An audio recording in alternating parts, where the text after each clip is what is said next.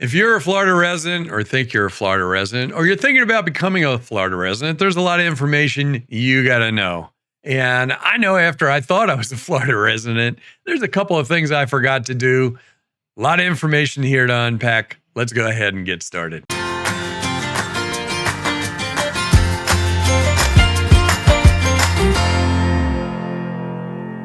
Hey everybody, how you doing? I'm Rusty Nelson and welcome. This is a channel where we talk a lot about the villages, retirement, and things that I've learned as I've moved to Florida. And one of those things is definitely becoming a resident of Florida. And it's not quite as simple as just checking off a few items and going, oh, okay, I got a driver's license, I'm good to go.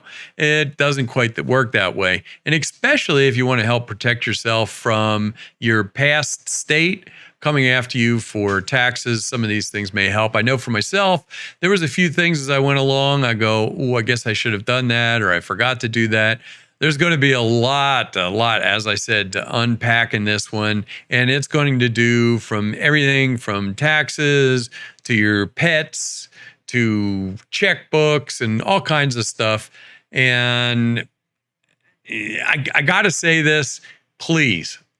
I'm a guy just like you. I am not a professional. I am not an attorney. I am not any type of professional. And as you know from my other videos, I always say, don't listen to a knucklehead like me. I'm just telling you what I went through. And hopefully that kind of sparks your memory so you can jot some of these things down. And a few of these things I learned actually after I thought I was a resident. So we're going to divide this up into a couple sections. First, we're going to briefly go over why the heck do I want to become a resident of Florida? And there's a few things I learned in that. Then we're going to talk about the things you may want to do and eventually how that helps you become a resident and protect yourself from your last state coming after you. Now, once again, I am not an accountant. I'm not an attorney. I'm not a real estate agent. I'm none of those things. So don't listen to a darn thing I say without doing your own research. Let's go ahead and talk about some of the reasons you may want to move to Florida. Now, I'm not going to take a long time with this because I'm sure if you're thinking about moving to Florida or you already have moved to Florida, you already know about the nice beaches, the weather, the discounts from Disney and all that type of thing. But what a lot of people don't know about is that there is no state income tax. I'm sure a lot of people have heard about that. For me, Pennsylvania, that saves me 3% right away, over 3%. There's no estate taxes. You need to talk to your attorneys about that because there are exclusions for that. But there's exemptions for homestead exemptions up to $50K on your home once you're filed. There's widower exemptions. There's disability exemptions, military and veterans exemptions. These are all on your property.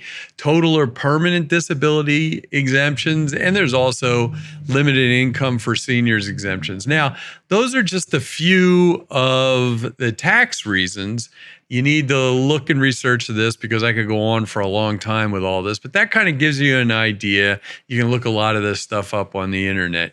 Now, let's kind of get to the point where you need to focus a little bit on the physical things you need to do once you move here or as you're preparing to move here. What I'm going to talk a little bit about is theory, because if you have this theory going in your head up there, you're going to understand a bunch of the things that I'm talking about, and you're going to be able to think your way through some of these things. And if you think about it, the state that you're leaving, especially if you're leaving someplace like California, where I lived for 30 years, or you live up in New York, these high tax states that get a lot of their money from income, and unfortunately, a lot of people are leaving to go to Florida. They're going to want to keep your tax dollars. They're not going to want to let them go. So what you need to do is make sure that you let your state know you're leaving. And once you leave, you need to make sure that you have really set your butt in Florida. And to do that, there's a bunch of things that you can do. The biggest thing is intent. And you're trying to protect yourself from the state coming to get your taxes by them saying you didn't really leave. Now, obviously, it becomes a little easier if you've completely sold your home or your property in the state that you've been residing in and moved to Florida. But a lot of us, like myself, I still have an apartment up in Pennsylvania that I use just to go visit. And I'm kind of dissolving this gallery up here in Pennsylvania. So I need to make sure I cover all the bases, and you may be in the same kind of position. So a big part of this is intent. Now I'm going to tell you the way I did some of this really quick. And it doesn't mean that it's right, and it doesn't mean that it's going to be for you. But basically in 2022, I cut myself my ties from Pennsylvania at the very end of the year. So during that time, I did a lot of these things that I was supposed to do at the very end of 2022 and the beginning of 2023. I also implemented a lot of things. So really, for tax purposes, it kept it nice and simple. I end my tax year in Pennsylvania in 2022, and then I start my new tax year on the 1st of January in Florida. So how did I do this? First thing I did at the very end of December, I registered my car, and I'm going to tell you how to do this down in Florida. And you say, how do you do that if you weren't down there? Well, you can have a car registered in Florida, even though you're not a resident down there. If you have property down there and you have a place that you're living down there, or you part-time or whatever, you're allowed to have a car there. So I registered my car there. Now, one of the reasons I did that was because towards the end of the year, it was coming time to have it inspected up in Pennsylvania. Well, instead of going through all that and re-registering it, I went down to Florida. There are no car inspections, so to speak, down there, not like Pennsylvania or California, and I registered my car there.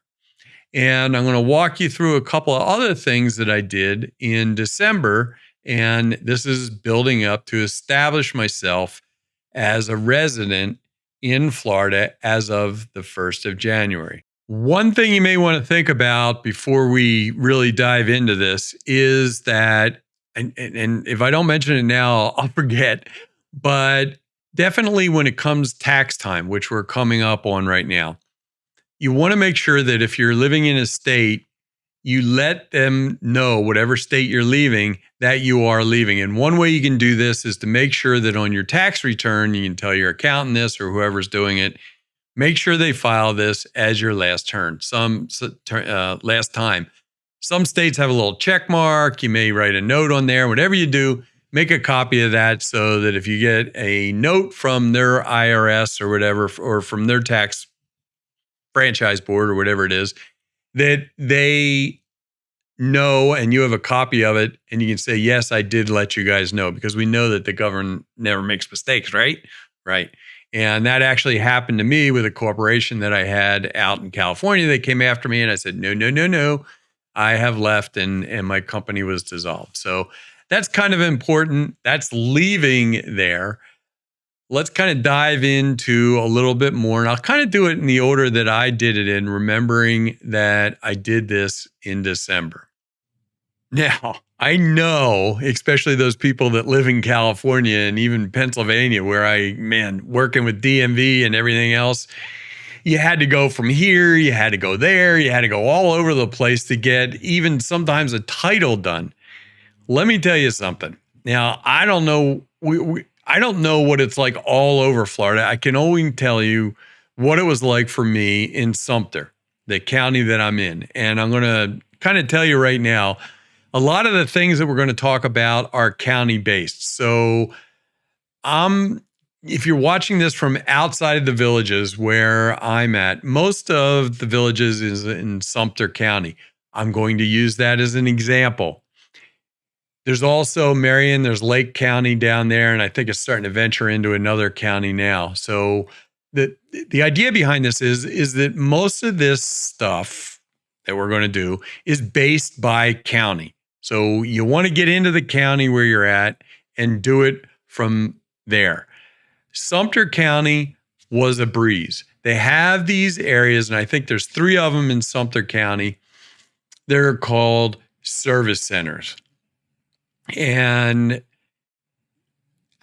I can't explain this enough. If you come prepared with everything I'm going to tell you to bring, it's a pretty easy day, especially if you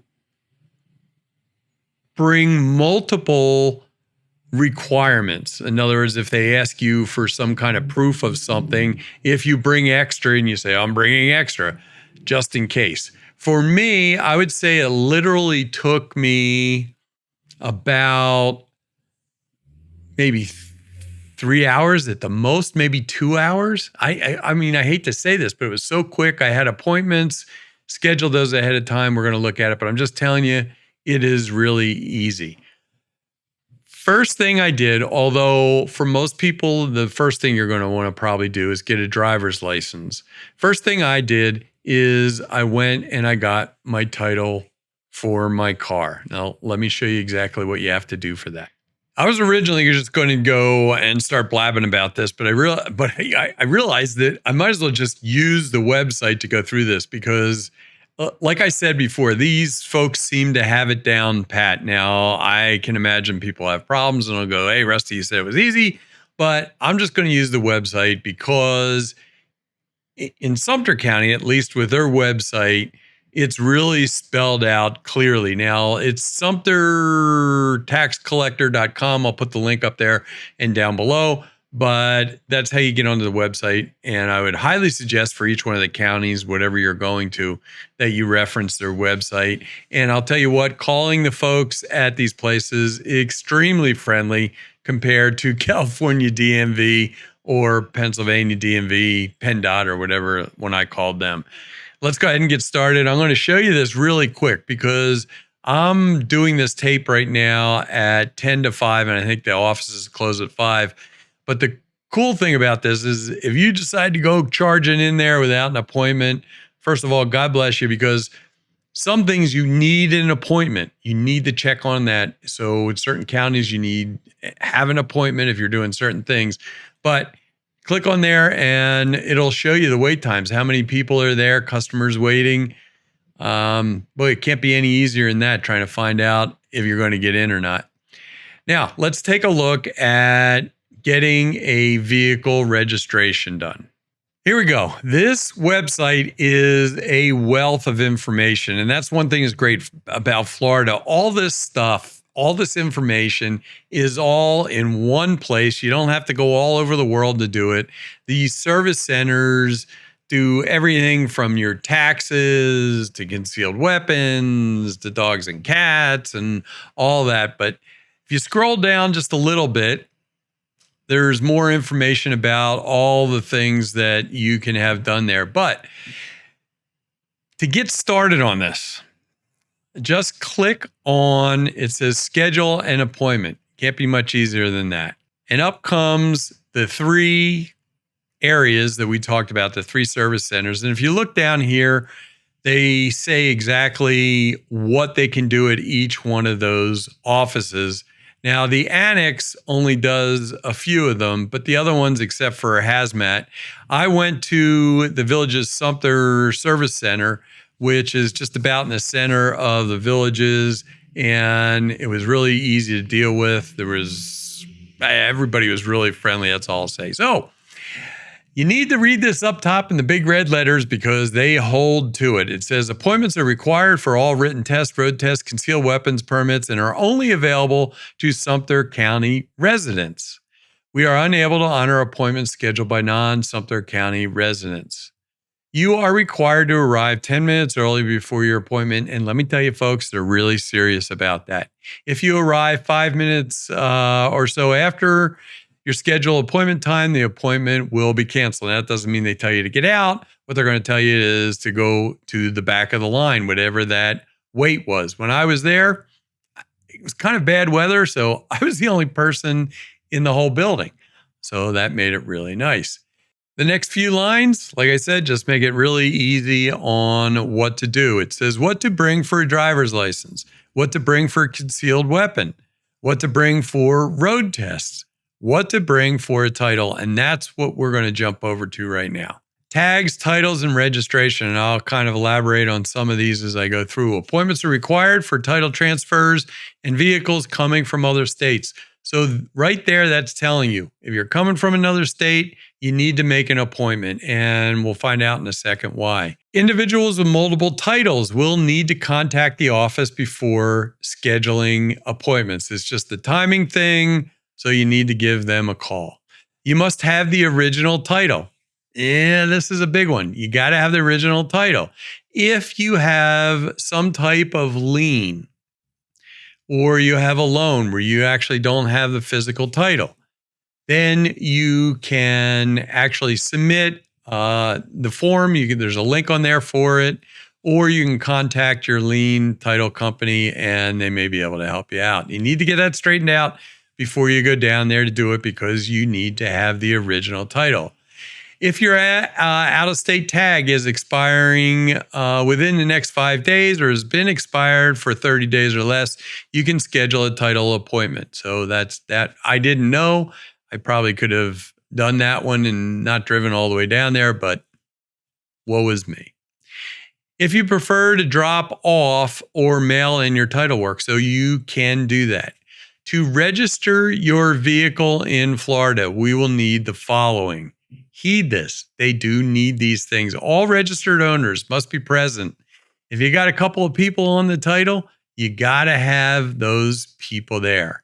If none or more registered owners is not available to present the office, the packet, or this form will need to be completed. So you need to jump over and do those things if you have a problem doing it. Photo ID. State issued driver's license or ID card for each of the registered owners. That's why a lot of people go in and they'll get their Florida driver's license first, because then it has your picture, your name, and your address on there. If you have an out-of-state license, you have to have that with you. That's what they're saying. Get it, bring it. Original out-of-state title. Once again, you have to have that original title. Proof of Florida insurance through a Florida agent. Now, I was with USAA because you say, well, wait a minute. You didn't live down there in Florida. Well, that was my only vehicle. I just called up USAA and I said, hey, this is what I'm doing. And they reissued that and sent me a copy of that to take down with me. The vehicle VIN number, weather permitting. So why do they say weather permitting? Well, they're actually going to go out and check the VIN number of the vehicle. So you have got to have the vehicle with you. Don't go driving up there in your golf cart, somebody else's car, or maybe a motorcycle or something, because they are actually going to check it. Or you need to have that Form 82042 filled out. Bring a sale if the vehicle has been purchased in the past 6 months. Why do you have to do this? Because they want to make sure that the taxes were paid. And I believe it's that if you've had the vehicle for over 6 months, you can bring it into the state without actually paying taxes to Florida. Remember, everybody wants their tax money. Okay, Florida transfer, there's information on that. I'm not going to go through that because it probably doesn't pertain to you. Tag registration and registration and renewal. Blah, blah, blah, blah. You can read that information or you can see it on the website. The tags and the plate. Florida uses a metal plate with a series of alphanumerical blah, blah, blah, blah. Talks about that. And basically you keep the plate for 10 years. And the 11th year you have it renewed and you get a new plate and decal. Proof of insurance. So proof of Florida insurance is required to purchase a license plate in Florida. The minimum insurance required for personal injury in the amount of at least $10,000, at least $10,000 of protecting damage of liability. So please check that out with your insurance company. The initial registration. They're going to charge you $225 at least for that purchase of the vehicle if it's under 5,000 pounds, and that is a one-time fee. Like I said, they will go out and check the title or check the VIN number if you are there. There are more rates and fees. You can check those. Those change, so I'm not going to do it. There's a mail-in fee, which isn't horribly expensive if you're going to mail in your plates to get that done. There are plenty of specialty plates. I got one for the Air Force. It's kind of cool. I liked it, although I did miss kind of not having my traditional Florida plate. But there's no doubt that my plate is from Florida. And for those people that need the parking placard and handicapped people, there's the information, and you can go ahead and file for that. Whew, that wasn't bad, but the thing is you've got to have those things with you, or you are just simply not going to get your tags.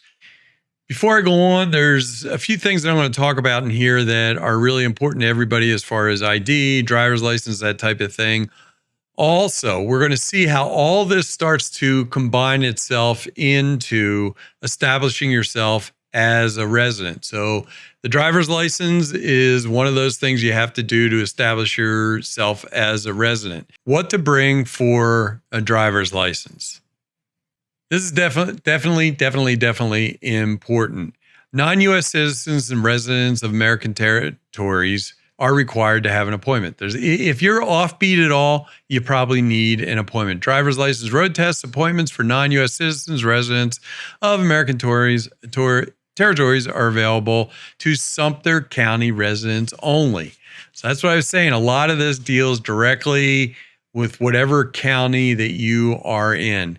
This is really important. If you've listened to this, I'm going to read this out loud. If you're a resident of anywhere, you need to listen to this. Beginning May 3rd, 2023, that's this year when this is recorded, every traveler must present a real ID compliant driver's license or identification card or another acceptable form of identification to fly within the United States.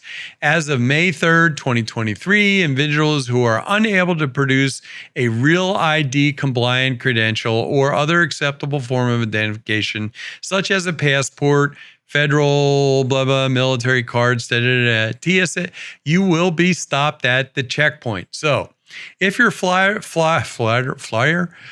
driver's license or identification card has a gold star in the upper right-hand corner, you are real ID compliant.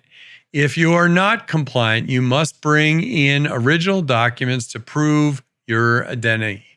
Social Security number, residential address. So these are the things that you need to bring in if you don't have a real ID with you. We got that straight. One of the following original or certified primary documents you must bring. So one of these, a U.S. birth certificate or birth registration. Original or certified copies only, no photocopies, right? Birth certificates must be issued by authorized government jurisdiction. Hospital birth certificates are not acceptable for primary identification. A valid U.S. passport, certificate of naturalization, certificate of citizenship. So you have to bring one of those. For most of us, this is going to be birth certificate or your passport. If you have had a legal name change, all right? So if you're married, you got divorced, you changed your name, and they don't match in certain places, the original or certified copy of all marriage certificates or court orders that show the name changes. What they're trying to do is establish the chain where you changed your name. Next, proof of Social Security number. You need to bring one. Social Security card. That's what I brought. A W-2 form, obviously with your name and Social Security on it. A 1099, non-SSA 1099, pay stub containing individual's name and Social Security. Basically, you're proving with an official document what your Social Security number is. Residential address, you have got to bring two. All right. Now, I'm not going to read these all off to you, but one important fact here is if you, your wife, your sister, whatever. You can't just walk in and say, well, my wife was on here. It's my wife, but my name is the only name on there. So you need to be careful about exactly what you're bringing. Non-U.S. citizens, there's the information on that. Veterans, remember I said bring your DD-214. If you have your driver's license and you want to have veteran put on that, that's why you need your DD-214. Commercial driver's license won't apply to too many of us, but there's a lot of folks that are retired that may want to do bus driving or something like that in the Villages area. So there's information about what you need to do for your commercial driver's license. You really need to bring those documents. It's really important. And like I said, if you're unsure, go ahead and grab a second one or something else. I just brought a whole binder full of stuff. It was too much, but I definitely got through the process and it went really quick. Now, here's some things that you may want to know. You're going to bring your original driver's license, say from Pennsylvania, which I did. And what they do is they take that driver's license. I asked for my driver's license back, and all she did is clip the corner and gave it back to me. Why? I don't know why, but I was afraid somebody was going to ask for that PA driver's license down the road. So now you've got two big chunks done right now, driver's license and your vehicle registrations. Let's talk about a few more things. Just so you don't show up without the proper documents, I'm going to repeat this really quick. 6 documents total if they all apply to you. Birth certificate or a U.S. passport, you definitely have to have. Legal name change. Bring a chain of information if you have changed your name. Proof of Social Security number, residential address. You're going to need to bring 2 of those with your name on it. Honorably discharged veterans if you want that on your driver's license, DD-214. There we go. Now you have 2 major things. You have your driver's license and you have your vehicle registration done. Remember, we're trying to build that arsenal to make it look like you really live in Florida, because you do, right? Now, another big thing is to get your voter registration done. Do that while you're there. You can't vote in 2 states. So by changing your voter registration, you're definitely showing your former state that you live in Florida now for sure. Next up, we're going to take a look at a form that I didn't know about that is actually really important, and that is the Declaration of Domicile. Declaration of Domicile. Now, this is the one that I didn't know about, and by some just weird thing, I found out about it through an attorney. And I've talked to a few people down in the Villages, and they've said, I never signed anything like that. So you definitely want to do that if you are surrendering your residency in your other state. And this is a legal document that's basically you holding your hand up, and I'll go ahead and put a copy of this up there, holding your hand up and saying, I swear that I am going to be a full-time resident of Florida.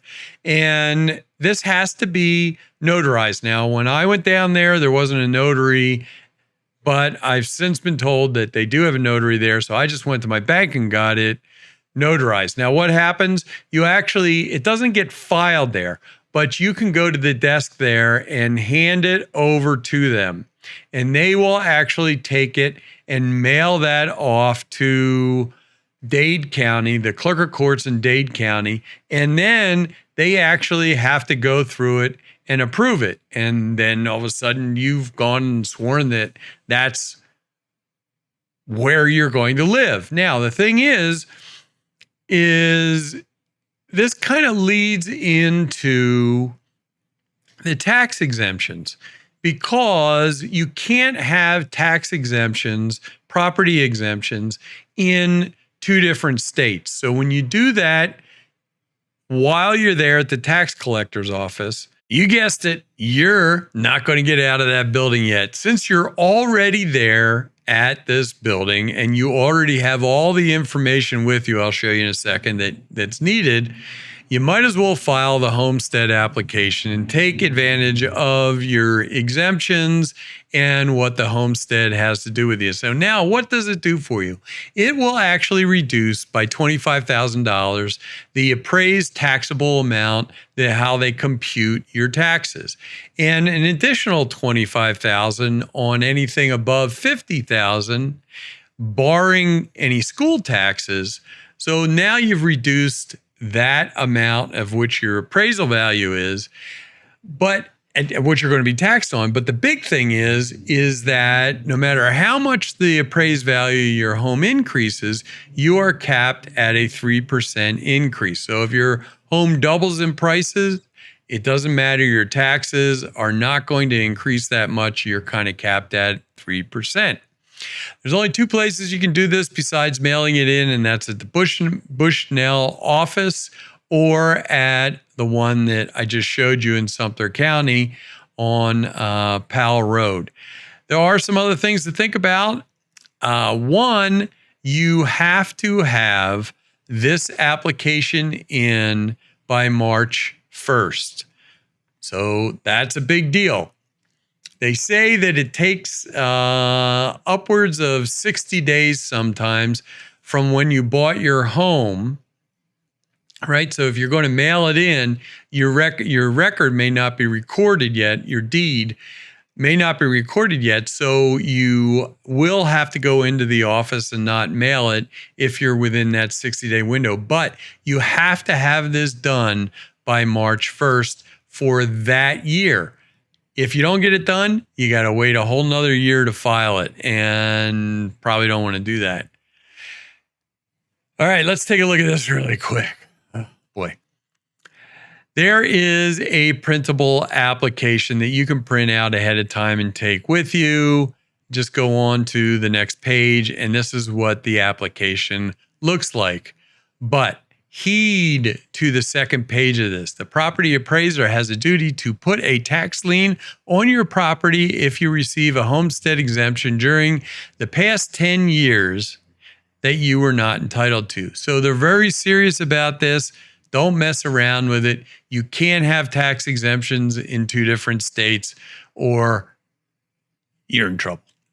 Let's take a look at eligibility really quick because, well, the good part is you got most of your stuff there already. You must be a permanent resident of Florida residing on the property as your primary residence as of January 1st. Well, luckily, that was the day I got there.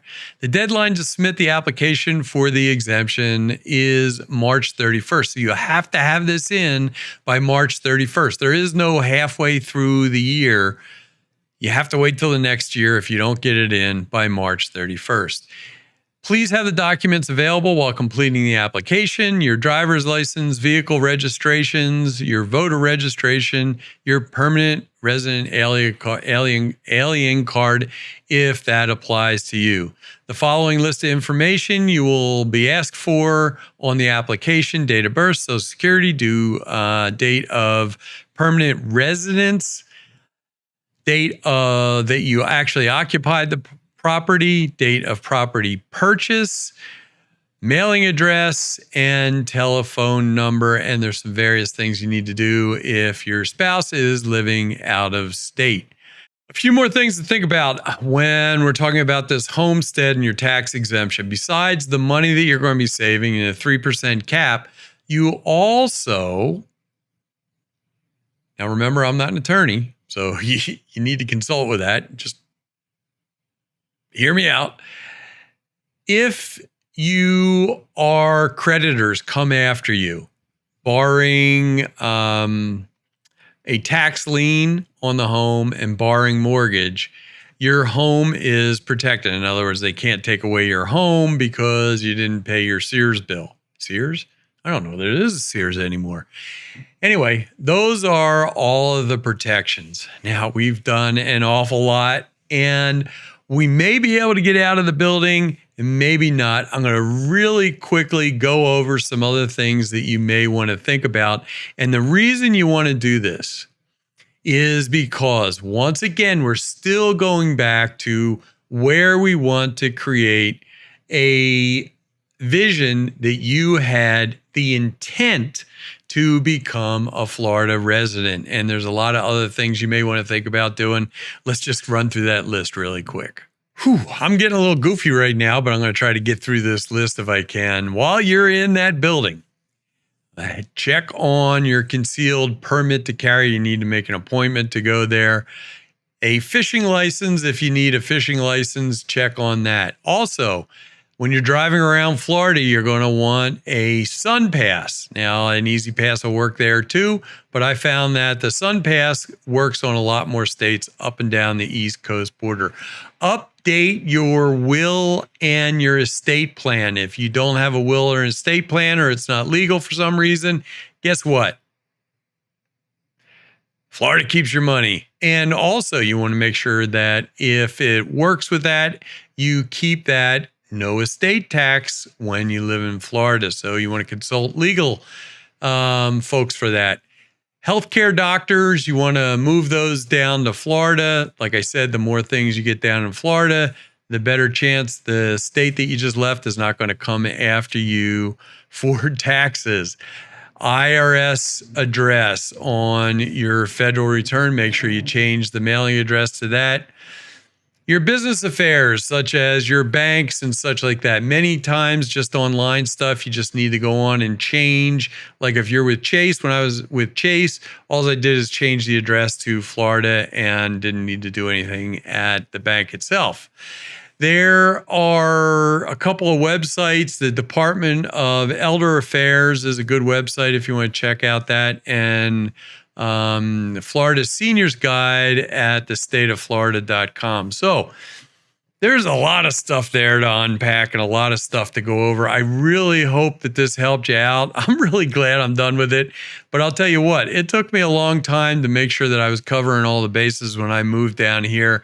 And I really think now that I'm down there, I feel comfortable that I've covered a lot of bases. But I am sure if you've made it this far and you can think of something that I haven't mentioned yet, to please put it down in the comments.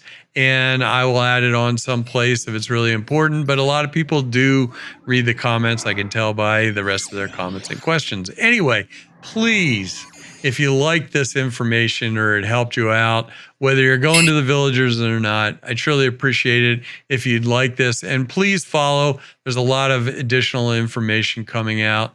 As I always say to everybody, thank you so much for watching. And I will either see you down in Florida at the villages, or I'll see you back here on YouTube. Have a wonderful day. If you're a current, whether you're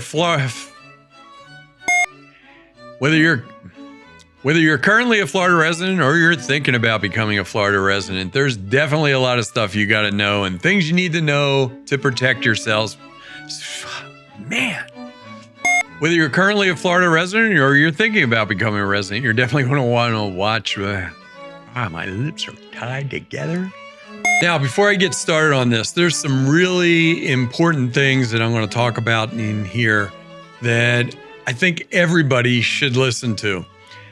But I forget what I was going to say. Hey. Another blooper.